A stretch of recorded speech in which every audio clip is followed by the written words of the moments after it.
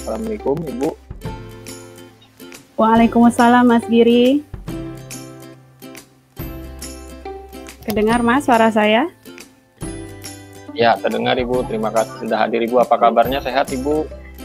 Alhamdulillah baik, sehat walafiat. Walaupun tadi ada sempat kendala, tapi alhamdulillah semuanya dimudahkan dan dilancarkan. Mudah-mudahan lancar nanti Bu untuk jaringannya. Memang seperti ini ya, teman-teman semua. Kalau di pertemuan online pasti kendalanya adalah kendala teknis. Kita sudah menyiapkan semua, Ya, tapi kadang sinyal tidak mendukung atau mungkin perangkat kita yang juga kurang baik. Dan mudah-mudahan nanti ke depan nih di waktu dari jam 9 sampai pukul 12 nanti mudah-mudahan lancar semua, dan teman-teman nanti juga bisa langsung bertanya di kolom chat di Facebook, di YouTube atau di Twitter. Jangan lupa follow dan subscribe ya untuk semua akun kita, dari ada TKP 4 PLB, kemudian ada kelas bersama dan juga instansi media. Jadi sebagai pengantar saja nih Bu Misni, Ibu kan sebagai berarti ini berposisi sebagai praktisi ya Bu ya? Ya betul. Ya, jadi sehari-hari mungkin langsung bertemu dengan anak-anak usia dini, dan gimana sih Ibu menurut Ibu penting banget nggak sih kemampuan guru, terutama guru PAUD ya, untuk menyiapkan materi ajar yang istilahnya storytelling dan juga menarik. Penting banget nggak sih Bu? Ya, baik. Bismillahirrahmanirrahim, sahabat classmate dimanapun Anda berada. Story reading buat anak-anak PAUD itu sangat penting sekali. Kenapa? Karena pada usia PAUD ya 4 sampai 6 tahun, guru adalah menjadi role model gitu ya. Jadi ketika seorang guru memberikan contoh yang terbaik, maka secara otomatis anak pun akan mengikuti.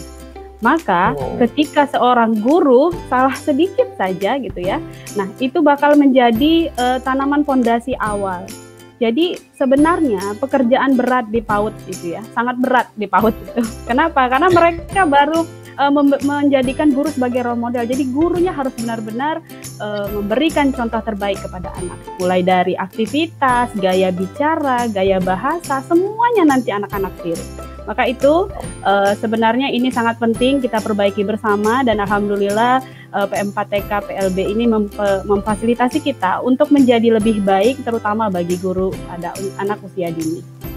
Gitu Mas. Oke, baik, menarik ya. Jadi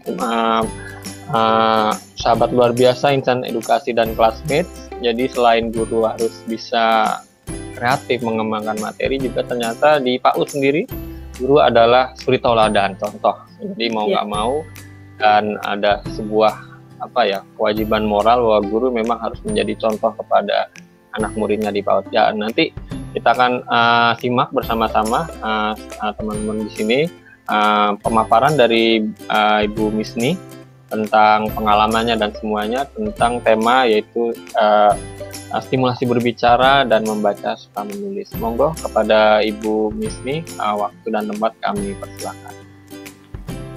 Baik, sahabat classmate dimanapun Anda berada, alhamdulillah pagi ini kita diberikan kesempatan untuk bisa belajar bersama, menimba ilmu, berbagi pengalaman. Kalau saya secara pribadi lebih senangnya berbagi pengalaman, karena secara materi, secara teori kami banyak belum mengerti. Tetapi karena ini kita sebagai pelaku, sebagai praktisi, maka secara tidak langsung kita bisa memberikan feedback gitu ya, karena ini kita alami secara langsung. Nah, pada materi kali ini saya ingin berbagi tentang stimulasi membaca lantang. Jadi ada sebuah ungkapan ya dari Buya Hamka bahwa berilah makanan rohani yang baik gitu ya. Oke, next. Ya. Jadi membaca buku ya yang baik berarti memberi makanan rohani yang baik. Itu kata Buya Hamka. Jadi kenapa membaca buku bisa memberikan makanan rohani? Karena apa yang kita baca itu akan tersimpan di memori otak kita, lalu memori ini tadi akan merubah mindset kita. Ketika kita berpikirnya baik, maka yang keluar pun kata-kata yang baik. Ketika kata-kata yang baik ini keluar, maka secara tidak langsung perbuatannya pun yang baik akan jadi keluar. Kalau perbuatannya sudah baik secara terus-menerus, setiap saat kita lakukan yang baik, maka secara tidak langsung kebiasaan-kebiasaan itu terhabituasi. Gitu ya. Jadi kita lihat begitu mudahnya sebenarnya ya, kalau dilihat ya, kalau lihat alurnya untuk memperbaiki seseorang gitu ya, cukup dengan memperbanyak bacaan yang baik. Tapi untuk membacanya itu yang perlu kita dalami bersama. Ya. Oke, berikutnya. Nah, pada materi kali ini saya ingin menyampaikan tentang membaca lantang atau disebut dengan reading aloud. Jadi, kegiatan membaca lantang ini adalah kegiatan membaca dengan menyuarakan teks, gambar atau tulisan dengan ucapan yang jelas, intonasi yang tepat, agar pendengar dan pembaca dapat menangkap pesan dengan tepat. Gitu ya. Jadi, menyuarakan teks bukan berarti berbicara dengan keras, tetapi menyuarakan teks itu berbicara lantang dengan nada, jeda, dan tempo yang sesuai. Misal, pada saat kita berbicara seperti ini, ya, yang didengar oleh orang banyak seperti ini, toh tidak mungkin kita berbicaranya tidak ada jeda, nada, dan intonasi yang mungkin saya dan sahabat classmate semua agak susah untuk mengerti gitu. Tetapi kalau kita berbicara dengan sahabat atau teman karib gitu yang biasa, yang sudah sehari-hari, kita terkadang berbicara pun dengan nyerocos gitu. Jadi maka membaca sama halnya dengan membaca. Jadi kalau kita membaca silent reading ya gitu ya, membaca dengan diam gitu, maka biasanya kita tidak akan memperhatikan jeda, nada, dan tempo gitu. Misalnya kegiatan membaca dengan menyuarakan teks, gambar, dan tulisan dengan ucapan yang jelas. Seperti itu saja kita lakukan. Kenapa? Karena ini silent reading. Jadi kita saja yang kita sudah paham maknanya. Tetapi kalau membaca lantang ada feedbacknya, nanti ada audiens yang akan kita tanya timbal baliknya. Oke, berikutnya. Nah, kegiatan membaca lantang ini memberikan kesempatan kepada guru untuk mempola bunyi yang bermakna kepada anak. Jadi, ketika seorang guru membacakan sebuah cerita, maka di sana anak-anak akan belajar pola bunyi. Misal, ketika guru membacakan ma, berarti ada pola bunyi di sana. M-nya, dua kali, M-nya gitu. Nah, mulai dari pelafalan gambar bunyi dengan tepat. Jadi gambar bunyi ya, sahabat classmate yang selama ini kita ketahui kalau yang namanya ini ya seperti ini kita kenalnya dengan huruf gitu ya. Jadi huruf itu adalah bentuk gambar bunyi. Nah, apa bedanya? Misal kalau seperti huruf I gitu ya, I baca bunyinya I, gambarnya seperti ini. Tetapi kalau yang ini, ketika di hurufnya kita kenal dengan huruf M, tetapi bunyinya bukan itu, bunyinya ya. Nanti Bu Marti akan menjelaskan lebih detail karena beliau adalah pencipta dari CBI Ponik ini.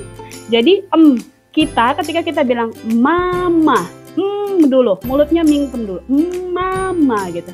Nggak pernah kita bilangin emma gitu, agak susah ya gitu ya. Nah, jadi itu. Jadi dengan ketika kita membaca lantang, maka anak akan belajar untuk mempola bunyi serta mengenal pelafalan dari gambar bunyi tersebut. Jadi mulai dari intonasi, jeda, dan tempo sesuai dengan teks yang diwujudkan dengan penggunaan tanda baca. Misal pada saat kita menyuarakan teks, "Hey, kamu mau kemana?" Itu sebuah ungkapan pertanyaan. Oh, nadanya seperti itu ya. Maka anak-anak akan belajar. Aku tidak mau melakukan ini gitu. Dengan nada yang seperti itu. Jadi tanda seru gitu misalnya. Jadi anak-anak nanti secara tidak langsung dia akan belajar tanda baca meskipun secara bentuknya mereka belum tahu, tetapi secara intonasinya mereka sudah paham. Ya. Oke, berikutnya. Nah, ini dia. Jadi membaca lantang itu memberikan manfaat kepada anak. Yang pertama, mengembangkan kosakata. Jadi pada usia PAUD khususnya gitu ya. Kalau di teori neuroscience seperti yang disampaikan oleh Mas tadi, bahwa Bu Marti adalah salah satu trainernya, dan di sana disampaikan bahwa di otak itu ada sebuah tempat penyimpanan memori namanya borka gitu ya. Jadi ketika seorang anak masih usia di bawah 6 tahun, borkanya ini sebaiknya memang harus banyak-banyak kita isi. Kita isi dengan kosakata. Lalu bagaimana caranya? Cukup dengan membacakan buku, gitu ya. Jadi membaca buku nanti secara tidak langsung, maka anak-anak akan menyimpan di memori mereka bahwa oh tadi ketika ibu guru berbicara, ibu guru membicarakan tentang perjalanan pergi ke Madinah, gitu misalnya. Oh Madinah itu apa ya, gitu ya. Lalu perjalanan itu apa ya? Nah itu akan tersimpan di borka, gitu. Sehingga nanti pada suatu saat misalnya ada cerita berulang, maka anak-anak akan kembali memanggil memorinya tadi. Oh iya, aku pernah mendengar cerita bahwa guruku dulu bercerita tentang perjalanan ke Madinah. Nah itu makanya sangat penting membaca bagi anak usia dini. Kemudian membantu mereka memahami tentang tata bahasa yang benar. Nah, kita saat ini banyak dihadapkan oleh para peserta didik kita yang membacanya asal terabas. Mereka tidak memperhatikan tanda baca, ada intonasi, ada jeda. Mereka tidak memperhatikan. Kenapa? Karena yang mereka tahu selama ini adalah membaca langsung kepada hurufnya, gambar hurufnya, tetapi tidak pada gambar, tidak pada bunyinya. Sehingga tadi kemarin materi yang kita bahas bersama ya di menyimaknya belum sampai ke sana gitu. Jadi rangkaian kegiatan kita dari hari Senin sampai hari ini memang semuanya berkesinambungan gitu ya. Kemudian serta mengembangkan keterampilan membaca buku. Ketika seorang guru atau ayah bunda memberikan role model yang baik ketika membaca buku, maka secara tidak langsung seorang anak akan berpikir, wah ternyata kalau saya bisa membaca buku begini ya, asyik. Wah saya akan suka membaca buku. Nah itu keterampilan seperti itu akan terasah oleh mereka gitu, dengan mendapatkan role model yang baik dari lingkungan sekitarnya. Oke, berikutnya. Nah, ada 3 aktivitas yang berulang saat kita membaca lantang. Yang pertama, mengkode. Jadi, atau disebut dengan decoding. Mengkode dilakukan dengan menandai gambar dan aksara dengan cara mengucapkannya. Jadi, misalnya begini. Saya membacakan sebuah cerita gitu ya. Misalnya, ini buku cerita misalnya sini ada tentang pisang, maka anak akan mengkode gambar tersebut. Oh, kalau yang bentuknya panjang, warnanya kuning seperti itu disebut dengan pisang gitu. Nah, kemudian ada lagi ketika misalnya seorang guru menampilkan gambar yang lain, maka misalnya seperti gambar yang lain. Jadi anak akan belajar gitu ya, belajar untuk oh ya gambar itu namanya ini loh gitu.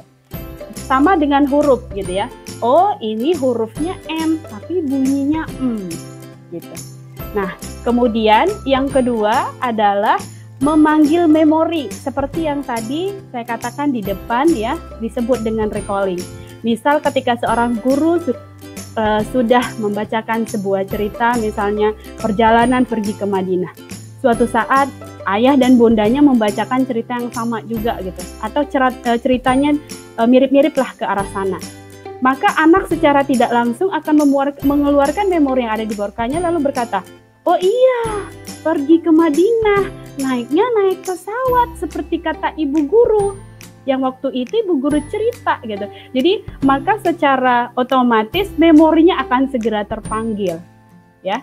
Kemudian yang ketiga, mereka akan membandingkan. Jadi membandingkan bunyi baru dengan pengalaman yang didengarnya. Misalnya begini. Dulu kalau dulu ya, misalnya dia taunya dari orang tuanya kalau huruf ini namanya M gitu ya. M bunyinya kalau dapat dari gurunya gitu. Oh, ternyata kalau mama aku bilang, misalnya kalau ayah bundaku bilang ini huruf M, tapi bunyinya bukan M gitu. Kalau ibu guru bilang ini hurufnya M, tapi bunyinya Kenapa ya bisa begitu? Maka anak akan membandingkan. Nah, secara tidak langsung ketika anak mulai berpikir bahwa oh, kenapa begini? Kenapa begitu? Kenapa begini? Maka jaringan-jaringan yang ada di otaknya akan berkembang karena mereka akan saling mengaitkan gitu. Oh iya, oh ini gitu. Maka sangat penting sekali stimulasi membaca pada usia dini ini dilakukan. Oke, berikutnya. Nah, ini dia. Kenapa harus membaca lantang? Jadi ada 3 di sana. Kenapa harus membaca lantang? Jadi pertama, dengan membaca maka di otak kita akan mulai banyak rangkaian kata gitu ya. Sehingga dengan adanya rangkaian kata, kita akan punya ide. Mau apa sih sebenarnya kita? Dengan adanya ide, maka akan gampang dengan menuliskannya. Salah satu contoh, ketika kami belum mendapatkan pendampingan dari Ibu Sumarsi, waktu itu menjelang penerimaan raport. Jadi kita semua bingung sekali bagaimana caranya ya. Kok sulit sekali rasanya mengurai kata-kata itu untuk dinarasikan kepada raport. Tapi setelah mendapatkan pendampingan dari Bu Marti, ternyata kita kurang baca. Cuman itu doang kok. Kenapa? Karena ketika kita membacanya sedikit, maka simpanan di memori kita juga sedikit. Mau ngomong, itu tentu harus ada ide dulu. Kalau idenya nggak ada, maka secara otomatis kita juga jadi, aduh apalagi nih setelah ini, aduh udah deh aku nggak mau lagi gitu, pusing akhirnya. Maka setelah ini kaitannya adalah dengan menulis. Dulu juga waktu kita awal-awal menulis sebuah cerita dari sebuah benda saja sangat sulit misalnya. Nah, tetapi dengan adanya pendampingan yang terus-menerus seperti ini, ternyata menulis itu dikatakan cukup mudah ya gitu ya. Walaupun belum sesempurna banget mulai dari tanda baca dan tatanan bahasanya. Tetapi kita sudah mulai gampang menguraikan kata-kata gitu. Dengan adanya tadi. Kenapa? Karena diawali dengan membaca, kemudian muncul ide, lalu kemudian bisa gampang menuliskannya. Oke, berikutnya. Nah, ini dia. Ada manfaat membaca lantang. Jadi yang pertama manfaat membaca lantangnya buat kita para guru nih gitu ya. Jadi yang pertama menambah pembendaharaan kata. Bukan saja anak yang tambah pengalamannya, tetapi guru juga akan lebih banyak mendapatkan kata-kata baru. Karena terkadang saya pribadi itu belum tentu sempat misalnya membaca kisah tentang misalnya sahabat Rasulullah. Belum sempat misalnya saya membaca cerita tentang Umar bin Khattab. Tetapi karena di sekolah misalnya ada storytelling tentang sahabat Rasulullah, secara tidak langsung saya ikut membacanya. Kemudian meningkatkan konsentrasi. Kenapa? Pada saat membaca lantang, seorang guru harus benar-benar memperhatikan apa yang akan dibaca. Karena guru harus benar-benar memperhatikan mulai dari tanda bacanya, titik komanya, jedah, dan intonasi. Kemudian bisa membantu perkembangan bahasa anak gitu ya. Jadi anak karena dia mempunyai role model yang baik, maka dia secara tidak langsung akan mengikuti. Seperti ada kasus gitu ya. Jadi bunda, kalau ibu guru bicara, ibu gurunya bicaranya pelan-pelan gitu. Kenapa kalau bunda kok bicaranya teriak-teriak gitu? Nah, ini salah satu keuntungan gitu ya. Keuntungan karena tadi mereka sudah bisa membandingkan. Gitu. Kemudian yang paling penting mereka menumbuhkan rasa cinta membaca. Kenapa? Karena dengan membaca yang berirama, berjeda, ada temponya, itu akan membuat anak-anak merasa nyaman ketika membaca. Jadi membaca itu bukan sesuatu yang menakutkan. Kenapa? Dengan cerita, dengan membaca atau dibacakan, maka mereka akan tahu bagaimana sih sebenarnya ketika mendapatkan ilmu baru. Bagaimana ketika imajinasi mereka dirangsang gitu. Nah, itu sangat penting gitu ya. Kemudian bisa mengembangkan pemahaman tentang dunia, jelas ya, karena dengan mengembangkan dengan membaca kita bisa menjelajahi dunia. Oke, berikutnya. Nah, ini ada tips memilih buku cerita yang tepat untuk dibaca bersama anak gitu ya. Yang pertama, pilihlah buku cerita dengan judul yang menarik minat anak. Misal pada hari ini, kalau mau di rumah, nah hari ini kamu mau belajar, mau dibacain buku apa? Kalau mereka bisa masih dibacain, mereka pilih sendiri. Aku mau hari ini ceritanya tentang sahabat Nabi. Ya sudah, nanti kita akan membaca tentang sahabat Nabi. Diambil.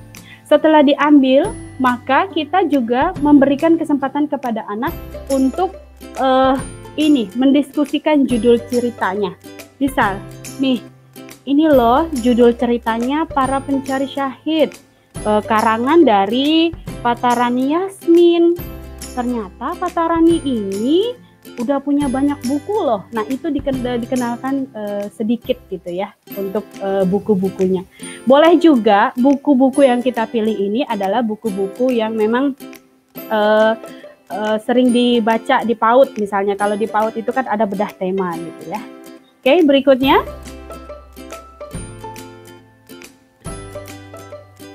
Ya, nah ini dia, ada strategi membaca lantang. Jadi strateginya yang pertama adalah menggunakan ucapan yang tepat.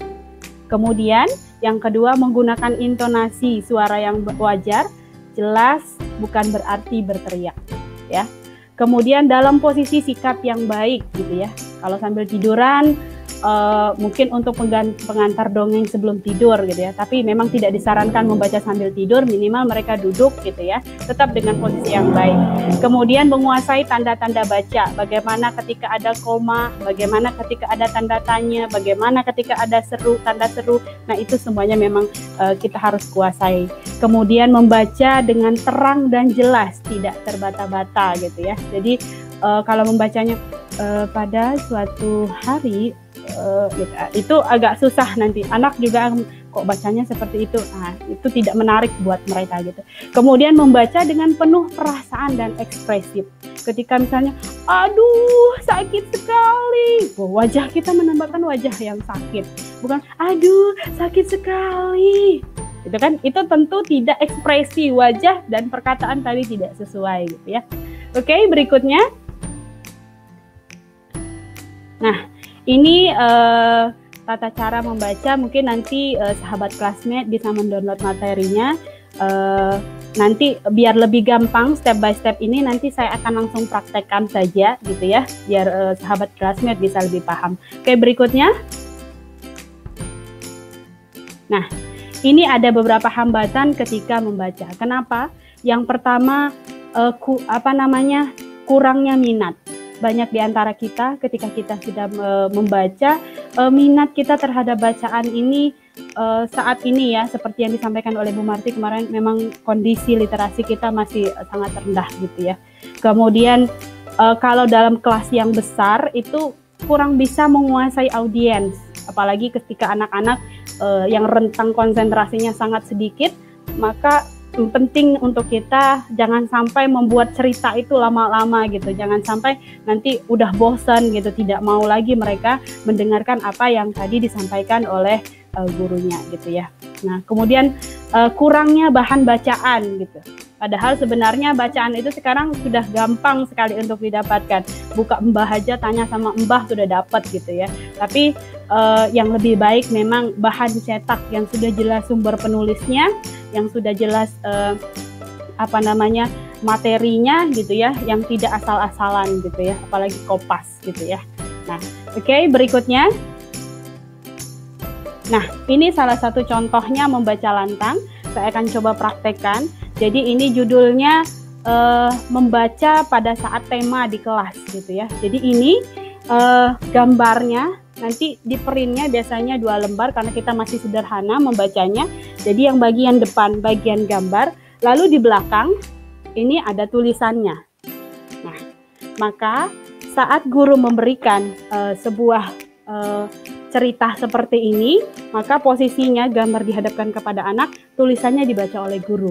Ini untuk anak-anak yang belum bisa membaca. Misalnya seperti ini. Gambar apa ini? Anak-anak bertanya, jawab pisang. Ya, ini adalah gambar buah pisang. Bagian buah pisang terdiri dari tangkai buah, kulit, dan daging buah. Buah pisang mengandung sumber energi atau karbohidrat dan mineral, terutama kalium. Pisang dapat diolah menjadi berbagai macam makanan seperti pisang goreng, bolu pisang, keripik pisang, dan lainnya. Aku sangat suka makan buah pisang. Terima kasih ya Allah, Engkau telah menciptakan buah pisang. Nah, setelah itu, setelah kita membacakan cerita kepada anak-anak, kita akan mengatakan, kata apa saja yang tadi kalian dengar? Maka anak-anak akan berbicara, oh tadi kata yang didengar ada kata pisang, apalagi ada buah, ada kulit, ada tangkai, ada daging gitu ya. Nah, anak-anak akan terus bicara seperti itu. Saling meminta feedback kepada anak atas apa yang sudah ibu guru sampaikan ya, atau orang tua sampaikan. Setelah itu, dari kata tadi, mana yang paling sering kalian dengar? Oh, nanti ada yang jawab, oh aku paling sering dengar kata pisang. Kenapa paling sering dengar kata pisang? Karena di rumah aku suka makan pisang, jadi mama sering beliin pisang buat aku.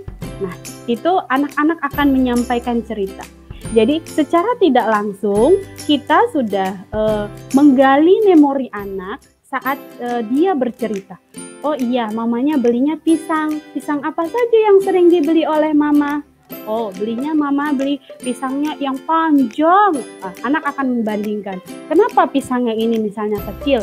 Lalu pisang yang dibeli mama kok warnanya hijau misalnya. Kenapa yang ini kok kuning warnanya? Nah, itu anak mulai membandingkan. Nah, itu mulai dari tata cara untuk membaca secara lantang gitu ya. Nah, jadi sahabat classmate semua, untuk membuat cerita seperti ini tidak membutuhkan biaya yang besar gitu ya. Kenapa? Karena guru-guru saya yakin sekali semua pasti bisa gitu. Karena dengan hanya bermodalkan sebuah gambar saja, kemarin juga sudah ada membaca gambar kegiatan kita dari Bu Leli, kita sudah bisa membuat sebuah runtutan cerita.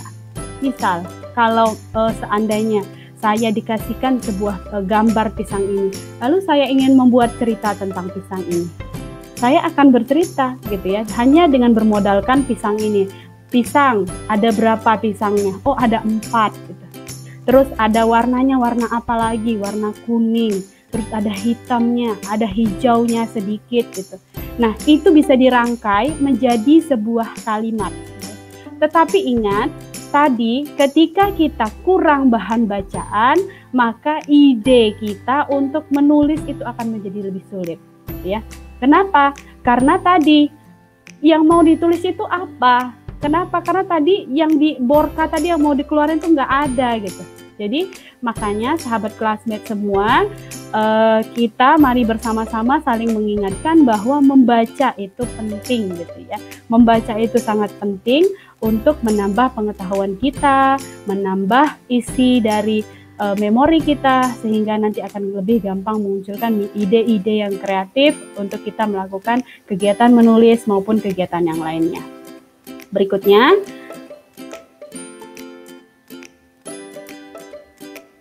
oke, next.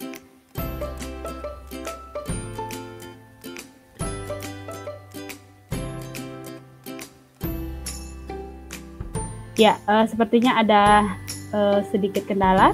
Jadi nanti setelah ini kita akan bersama dengan Ibu Marti menulis cerita. Nanti apa saja sih sebenarnya panduan-panduan dalam menulis cerita gitu. Dulu juga kita pertama ketika belum mendapatkan ilmu tentang ini, nulis dari sebuah gambar itu sedikit sekali kata yang kita ucapkan gitu ya. Misalnya dari gambar, oh pisang berwarna kuning, udah selesai gitu ceritanya. Misalnya atau pisang jumlahnya 4 buah pisang gitu, sudah dari kata itu aja udah cukup gitu. Tapi setelah kita banyak mendapatkan pengetahuan, ilmu baru gitu ya, makin bertambah. Begitu juga dengan misalnya sebuah benda gitu ya. Misalnya ada sebuah jam misalnya, dari benda ini nanti bisa dibuat cerita gitu. Apa sih bisa dijadiin cerita? Oh iya, waktu itu sangat penting, sangat berharga dan lainnya gitu, bisa ditambahkan ya. Oke, itu dia. Dan tadi ada beberapa contoh gitu ya, ada kegiatan membaca lantang mulai dari kelas dan membaca lantang yang dilakukan di keluarga di rumah. Jadi untuk kegiatan membaca di rumah bisa dilakukan oleh orang tua, dan pada saat membacakan cerita atau membaca lantang bagi orang tua itu akan menjalin kedekatan kepada anak, karena mereka merasa bahwa orang tuanya adalah pengayom di dalam keluarga dan mereka memberikan role model yang sangat baik buat mereka. Baik, sahabat classmate, mungkin itu materi sedikit berbagi dari kami PAUD IT Aula Duna dari Bengkulu. Jadi sekali lagi bahwa ini pengalaman ini kami bagikan karena kami sudah merasakan manfaatnya secara langsung. Jadi anak-anak yang dulu biasanya ketika kita mengajar terlihat lebih pasif, sekarang menjadi lebih aktif. Kenapa? Karena setiap kita melakukan membaca sebuah cerita atau membacakan sebuah materi kepada anak, maka anak-anak akan segera mengaitkan informasi yang mereka dapatkan, informasi yang mereka baru dapat dengan informasi-informasi yang lama, ya. Jadi mereka mulai membandingkan apa yang mereka dapatkan yang baru. Maka sebagai seorang guru, baik itu dari level PAUD sampai ke level yang lebih tinggi lagi, maka sebagai seorang guru kita jangan pernah berhenti malas membaca.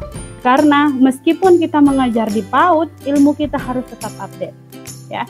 Apalagi di zaman sekarang ini sudah zaman 0.4 ya. Jadi sudah era industri yang baru, era gadget gitu, yang membaca pun sekarang sudah bisa melalui membaca digital gitu. Jadi sangat penting buat kita semua untuk menambah pengetahuan, dan mudah-mudahan hari ini semua sahabat classmate bisa menjadi lebih baik lagi, bisa menambah pengetahuan yang baru dan bisa mendapatkan, bahkan nanti berharapnya bisa menghasilkan sebuah kreasi, sebuah hasil karya berupa bentuk cerita yang nanti bisa dibagikan kepada anak dan keluarga di rumah. Baik, itu dari saya, Mas Kiri. Baik, terima kasih Ibu Misni atas materinya, menarik sekali ya. Ibu Misni, bagaimana untuk baca lantang, perlukah menunjuk tulisan bacaan? Mungkin ditunjuk itu Bu ya. Pengalaman Ibu, Bu Misni sendiri bagaimana Bu? Baik, kalau pengalaman saya secara pribadi untuk membaca lantang gitu ya, itu sangat penting memperlihatkan tulisan kepada anak. Kenapa? Karena agar tadi karena ini membaca tulisan, artinya memang sudah ada teks yang tertera di sana. Beda dengan membaca gambar. Jadi ketika seorang guru membacakan sebuah cerita, maka memang anak-anak memang ditunjukkan itu tulisannya seperti apa. Tetapi kalau misalnya untuk, seperti kayak Bu Marti gitu ya, jadi memang ditunjukin itu tulisannya gitu. Nah, kalau itu buku cerita yang memang bentuk-bentuk cetak. Kalau yang saya pegang ini kan memang yang secara sederhana, yang buatan memang sehari-hari gitu ya. Jadi yang begitu. Jadi, akan ditunjukkan Bu, yang sehari-hari biar kelasnya tahu. Silahkan ditunjukkan. Iya, ini makanya ini yang sehari-hari gitu ya. Jadi kalau yang sehari-hari ini ya bentuknya sangat sederhana, jadi hanya lembaran biasa seperti ini, lalu kemudian dilaminating sudah cukup, udah jadi sebuah cerita gitu. Nah, jadi anak-anak diperlihatkan dulu, kita akan membaca. Nih, ibu guru akan membacakan yang ini. Teman-teman perhatikan gambarnya. Nah, jadi kalau seandainya anaknya sudah bisa membaca gitu, ada juga yang, Bu, aku aja yang mau bacain. Ada yang mau bilang seperti itu. Oh iya, dan kita persilakan. Tetapi kalau tadi untuk memberikan role model kepada anak bahwa membaca lantang. Ya, untuk Bu Misni dari Bu Wiwi Nur Hidayati, bagaimana menyikapi kalau orang tua yang menuntut anak PAUD untuk bisa diajari membaca? Ketika masuk SD sudah bisa membaca, bagaimana nih Bu? Berarti ini dari pandangan guru ya Bu ya? Iya, betul. Ya. Jadi sebenarnya apa yang Ibu Wiwi rasakan juga udah kita makan sehari-hari gitu ya. Karena memang saat ini, apalagi di masa pandemi, orang tua pada bilang begini, aduh anak saya nggak bisa baca nih Bu, kalau anak saya nggak sekolah gitu. Jadi itu kekhawatiran orang tua sangat tinggi sekali ketika anaknya tidak bisa membaca. Nah, kalau di sekolah kita di PAUD TT Auladuna memang untuk menyikapi ini ada berbagai macam cara. Yang pertama, ketika seseorang itu menuntut gitu ya seperti ini untuk anaknya bisa membaca, itu yang pertama mereka tuh belum tahu gitu ya. Jadi maka yang pertama kami lakukan adalah mengedukasi dulu orang tua bahwa begini loh perkembangan anak itu, tidak serta-merta kita harus mengajarkan membaca. Kenapa kita tidak boleh memperkenalkan huruf dulu? Kenapa yang kita lakukan adalah mereka misalnya membaca poster dulu, belum ke huruf gitu. Kenapa mereka harus mengenal bunyi? Nah, itu yang pertama kali kita kenalkan kepada anak. Nah, kemudian kita bisa memberikan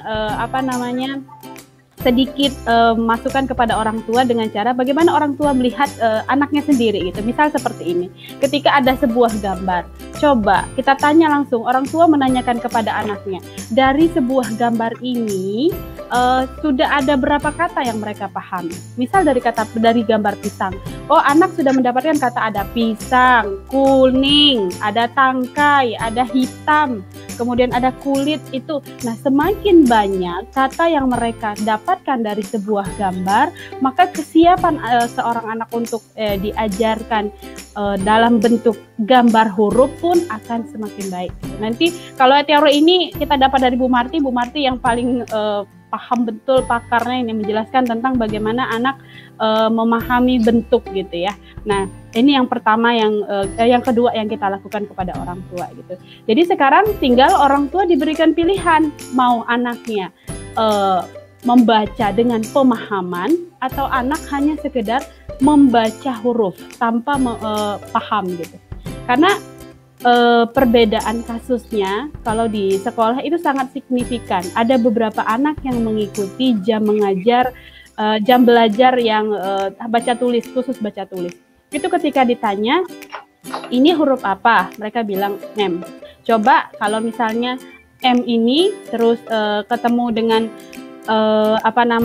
di ujung misalnya gumam gitu. Kalau ketika dia bunyi, anak akan gampang menyambungkan gumam gitu, langsung memingkem gitu. Tapi kalau dia yang kenalnya huruf guma M gitu, mereka bilangnya, oh ternyata itu karena yang mereka pahami adalah gambar hurufnya, bukan bunyi hurufnya gitu.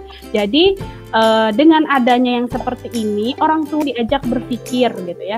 Diajak berpikir apakah tadi kesiapan anaknya udah sampai mana gitu loh.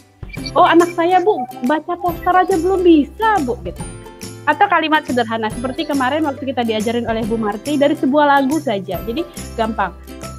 Yuk kita nyanyi lagu naik ke puncak gunung. Itu biasa sekali didengarkan oleh anak-anak.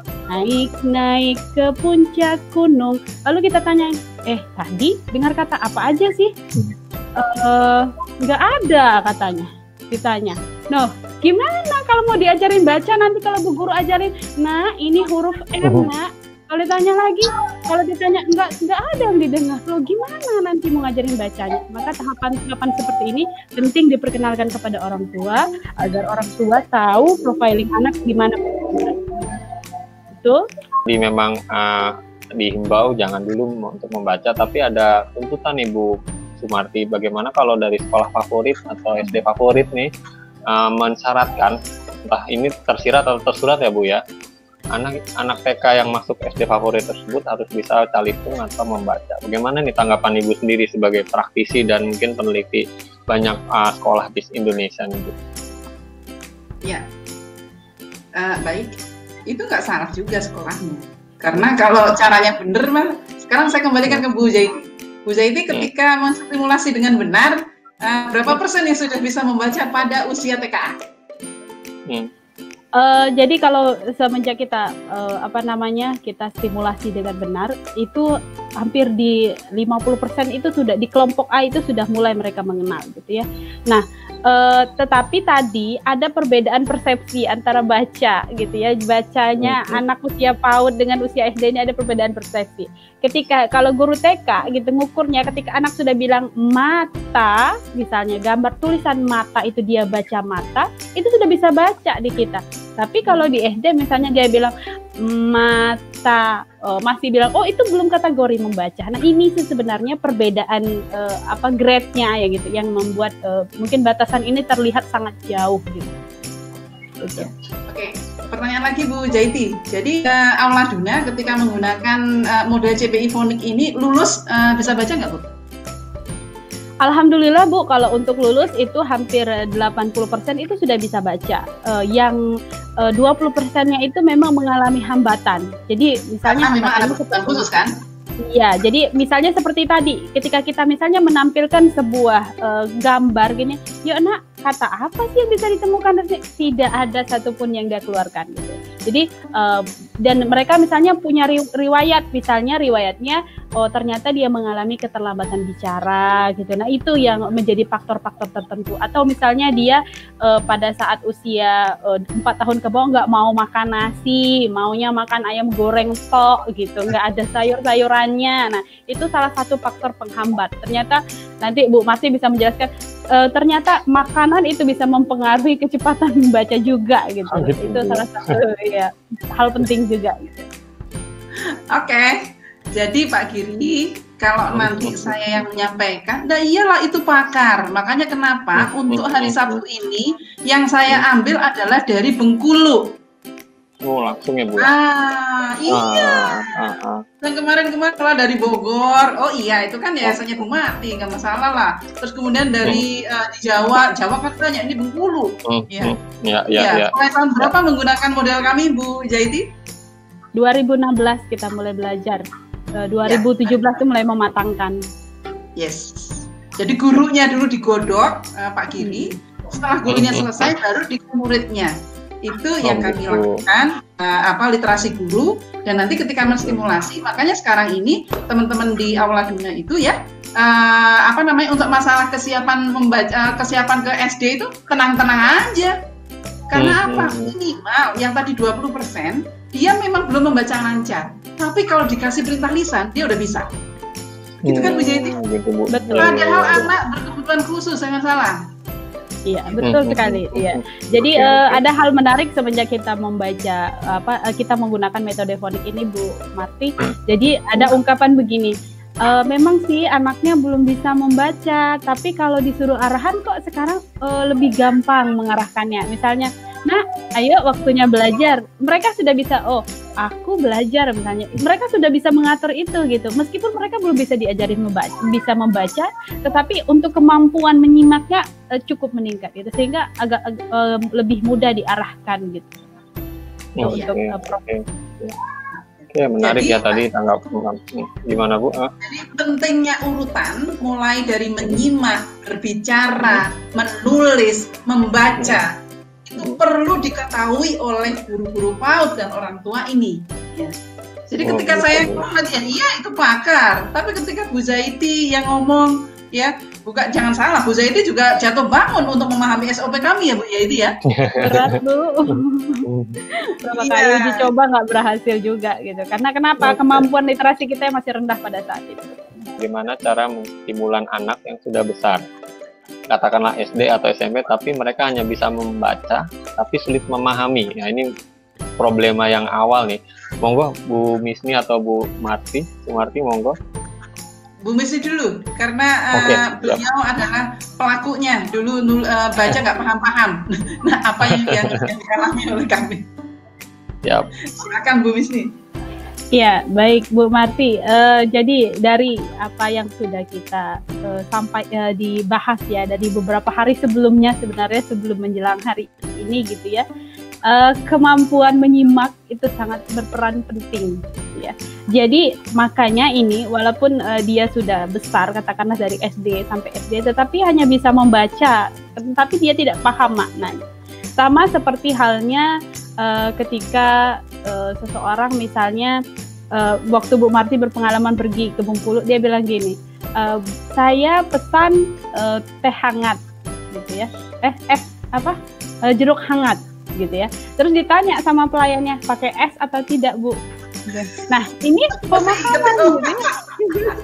Ini pemahaman loh Pak Giri ya. Sudah jelas sekali bahwa kita mengatakan pesan jeruk hangat, ditanya balik pakai es atau tidak. Nah, ini kemampuan menyimak yang mesti diperbaiki. Maka sama seperti stimulasi untuk anak SD sampai SMP tadi, kembalikan kepada proses awalnya. Menyimak dulu diperbaiki. Kalau menyimaknya udah tuntas, insya Allah ininya juga tuntas. Iya. Dulu sempat marah-marah ya Bu ya, ketika disuruh mendengarkan. Betul. Ya, menarik ya, jadi memang monggo Bu. Ya, jadi memang kami melaksanakan itu bukan kata orang gitu loh. Makanya kenapa kita hadirkan yang lain-lain itu, memang mereka juga melakukan, susah banget sih ngomong literasi ini gitu ya. Kalau gitu, aku punya pokoknya bagaimana anaknya cepet bisa baca, ntar dulu. Gampang, yang penting ente dulu bisa. Nah, sekarang tinggal dada doang. Silakan kalau yang ke Bengkulu, silakan ke Aula Duna, nah itu ketemu Bu Saiti and the gang gitu, udah banyak sekali. Mereka ada Bu Irfan, ya, ada Bu Isaini, ada Bu Ruli. Ya, Bu Ruli sekarang udah ke SD ya. Nah, ketika ke SD kemarin juga sudah bilang, ya Allah Bun, ternyata anak SD ini yang bukan dari Aula Duna loh ya, dari SD, dari TK lain itu lebih susah. Nah, jadi inilah dia bisa terus dibalik. Karena apa? Dia paham ada di titik mana. Nah, ini Pak Giri yang penting. Nah, jadi berkaitan dengan anak SMP tadi, kenapa harus dari menyimak? Karena urutannya harus jelas. Jadi bisa saja dia usianya SMP, tapi kemampuan menyimaknya belum SMP. Nah, di mana teori materi menyimaknya di hari Rabu? Silakan nanti di-download di KPLB. Silakan nanti lagi dilihat di YouTube-nya, itu ada. Gitu. Bagaimana memulai meliterasi guru? Apakah ada batasan atau acuan yang harus dilakukan? Ya, silakan Bu Misdi dulu. Oke, monggo Ibu. Ya, baik. Jadi untuk yang memulai ini dulu, seperti kita pada tahun 2016 waktu itu, yang pertama dilakukan adalah memprofiling gitu ya. Di batas mana sih kemampuan guru? Apakah baru batas menyimak atau sudah jangan-jangan lebih parah dari menyimak gitu. Jadi masih turun dari bawah sekali gitu. Nah, jadi setelah adanya profiling ini, sehingga tadi seperti kata Bu waktu itu Bu Leli ya kemarin ya, kalau di sekolah beliau misalnya ada 20% yang sudah sangat baik gitu, yang itu yang akan kita kelola gitu. Sama di sekolah kita juga pada saat itu ketika sudah di profiling, sudah ditentukan berapa orang sih yang membutuhkan gitu, dan berapa orang ini di level mana. Nah, orang-orang ini akan dibina sesuai dengan levelnya masing-masing. Jadi kemampuan untuk literasi itu tidak disamakan kepada semua guru gitu. Jadi bertahap, ada step by step yang harus kita lakukan. Nah, kalau untuk batasan dan acuan ini memang kita langsung waktu itu melakukan pendampingan kepada Bu Marti gitu. Jadi beliau langsung yang menangani kita pada saat itu. Jadi kalau kami di sekolah itu sebagai pelaku gitu, yang merasakan betul bagaimana untuk menaikkan literasi guru, yang susahnya minta ampun untuk menaikkan literasi itu gitu ya, berjuang gitu. Sampai sekarang itu, jadi kalau misalnya mau bicara tuh mikirnya tuh lama ini banget gitu ngeluarinnya, iya ini bener nggak nih apa yang diucapin, jangan-jangan nanti salah, nanti mencerminkan literasi saya masih di level mana gitu, sampai seperti itu kita pikirkan gitu. Bagaimana menangani anak yang sudah kelompok B, TK mungkin ya, tapi masih susah mengingat huruf sehingga tertinggal dengan teman-temannya sudah tahu huruf dan bisa membaca. Mengingat Bu, gimana nih Bu? Kalau mengingat sendiri fokusnya bukan membaca atau gimana Bu? Ada problema tertentu mungkin? Silakan. Ya. Iya. Jadi kalau saya kilas balik tadi ya, makanya semuanya memang harus runtut gitu ya. Jadi semuanya harus berurutan. Ketika salah satu saja terlompati, itu pasti akan berpengaruh kepada hasil akhir. Misalnya tadi ya, jadi sudah kelompok B, tapi untuk mengingat huruf aja dia tidak paham. Jangankan mengingat huruf, coba cek dulu kemampuan menyimaknya. Gitu. Kemudian setelah kemampuan menyimaknya, coba cek juga kemampuan berbicaranya seperti apa. Nah, jadi kembalikan ke urutannya. Ketika kita memprofiling anak gitu ya, oh ini anak nih apa sih hambatannya, maka kita kembalikan kepada urutan-urutan tadi. Jadi materi ini kan terus berlanjut, jadi bapak dan ibu guru, ayah bunda guru juga bisa mendownload, jadi nanti bisa dicek di mana ada tahapan anak tersebut gitu ya. Kalau memang dia hambatannya adalah misalnya, coba perhatikan yang dia tidak paham itu tidak kenal hurufnya, tidak kenal bunyinya gitu. Kalau misalnya kita bilang ini A, coba A gitu, bentuk hurufnya itu seperti ini. Mereka kan belajarnya gambar hurufnya gitu ya, tapi bunyinya dipahamkan dulu gitu. Ketika dia sudah paham bunyinya, maka itu untuk ke bentuk hurufnya akan lebih gampang. Untuk anak PAUD itu Mas Giri, jadi agak susah sekali untuk B, P, B. Itu mirip banget tuh huruf Q gitu ya. Mirip-mirip mirip banget gitu. Lalu apa yang membedakan? Maka penting sekali untuk anak usia seperti itu, mereka benar-benar ditekankan kepada bunyi. B itu hurufnya, bunyinya B, mulutnya ya B. Tuh keluarnya begitu gitu. Jadi mereka akhirnya membedakannya itu dari bunyinya gitu. Jadi jangan ke gambarnya. Kalau gambarnya memang agak rumit mereka membedakannya. Tapi kalau bunyinya terlebih dahulu, mereka akan lebih gampang. Terima kasih Bu Sumarti, Ibu Misni atas pengalamannya, ilmunya, kemudian kepakarannya. Mudah-mudahan bisa bermanfaat dan menjadi amal soleh dari Ibu semua, dan mudah-mudahan bisa memberikan motivasi buat teman-teman classmates, intan cendekia, dan sahabat luar biasa untuk terus menyimak acara-acara dari P4 TK, dan PLB. Terima kasih Ibu atas kehadirannya. Saya mungkin mengucapkan banyak-banyak terima kasih. Mohon maaf kalau ada khilaf, kesalahan dalam membawakan moderasinya. Thank you. Wassalamualaikum warahmatullahi wabarakatuh. Terima kasih Bu.